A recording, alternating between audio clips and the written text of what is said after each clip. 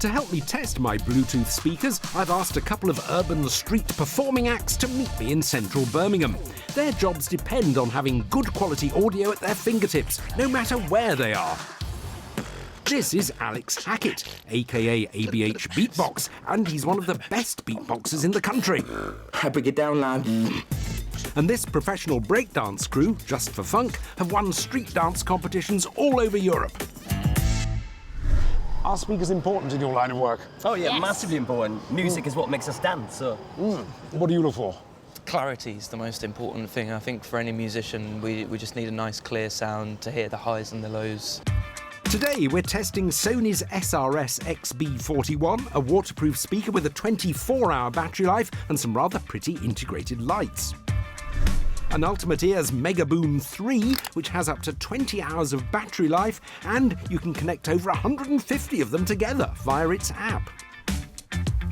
And a Tibo Chorus Porter. This has 8 hours of playback and can be used as part of a multi-room system. But before we get busy listening to them, I want to find out what these guys think of the look and feel of the speakers. Reminds me of a pencil case. Yeah. It's got the same feel, right? Yeah. I like this because it's got a handle. It's probably easy to carry around. You could clip it to your bag or whatever. For looks and portability, I'd give the Tibo, probably that would be 1, Sony 2, and probably the Megaboom 3, because it would probably roll away if we had it at training. I don't know. What do you think, Alex? Yeah, I would probably say the Tibo comes first for me, just because of its design. The buttons look very professional. So it's props to the Tibo for being the freshest looking speaker on test. Salute. Next, ABH and I are heading to Birmingham's Rabana's studios to test out sound quality. This is sound engineer Mig, who's going to meticulously record a track of ABH beatboxing that we're going to play back through each of the speakers to see which one carries the best tune. But first, time for me to spit some of my own bars. What could one start out by doing? So repeat after me. Nice.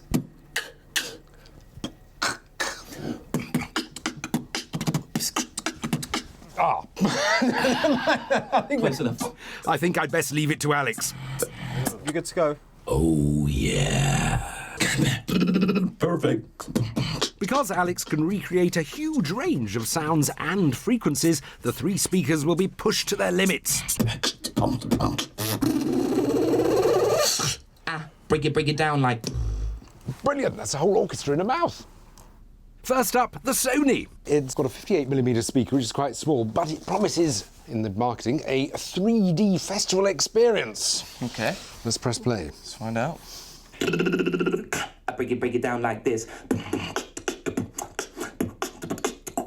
I mean, it's really good, especially for a small Bluetooth speaker, but I can't help but thinking I expected a little bit more from Sony. Will the Megaboom leave more of an impression? Break down like... They claim it has a thundering bass. Let's see. Alongside promises of rich bass, the Megaboom claims to pump out its sound round 360 degrees, so you get the same audio experience no matter where you're standing. It's quite good, isn't it? I think it was really good. I think that did much more justice to the whole so, orchestra. I much prefer the low end on this one. Maybe the Sony had a bit of a clearer high end, actually, but the thundering bass is right. A thumbs up for the Megaboom, then. Finally, the Tibo. They say it's got a especially stiff spider, which is a component that goes behind the cone of the speaker to give a controlled bass. See if it makes a difference. We'll see. It's quite good. It didn't quite have the ability to handle the high frequencies. It didn't have quite as much of a thump as the Megaboom. Initially, to me, it didn't impress that much, but then it sort of grew on you. It was actually actually quite a natural sound. Which does you most justice, do you think? I'd say out of these 3, I prefer the Boom.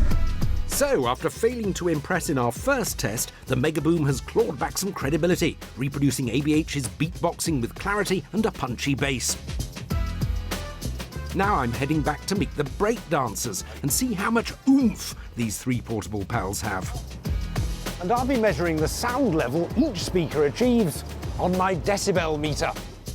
In a noisy environment like this, it's imperative that the speakers can pump out enough volume for our breakdancers to get their groove on. First up, the Sony.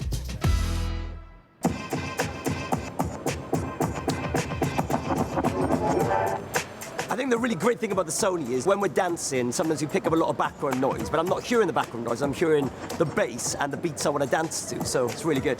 Yeah, I really like this one. I can hear the sound really clearly. I can hear the bass, which is really important, so I can make sure I'm dancing on beat. John, what's the reading on that one? 94. Okay. Not too shabby. Next up, the Megaboom. Yeah, I can't really hear this one so much. It's not so clear to me. I think I preferred the Sony. Good. Well. So what do you think it was, more or less? Less. Less. Sounded less to me, and 90.9. Ah. So definitely less. What do you think about the Megaboom in comparison to the Sony? So it didn't give me the same energy as the other one, actually. So boom by name, but not so much by nature. Last up, it's the Tibo, which claims 25 watts of output.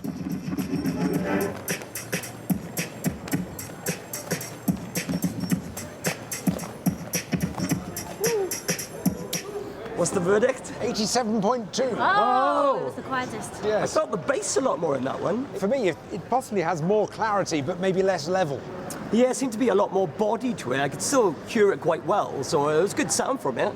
Not overwhelmed by it. I think the Sony had the best bass, best sound. I could hear it really well while I was dancing. Definitely my favourite was the Sony. The Sony was head and shoulders above the rest. You could just hear it and really feel the bass for dancing, so that was good. So the Sony impressed our dancers the most.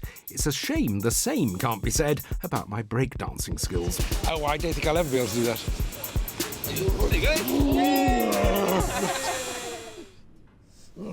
So, John, wow, that's a strong look, by the way. What's the verdict? Well, clearly, if you want maximum volume, you should be going for the Sony. But like ABH, I was impressed by the overall sound of the Megaboom 3. I think that's the one I'd go for. The Megaboom.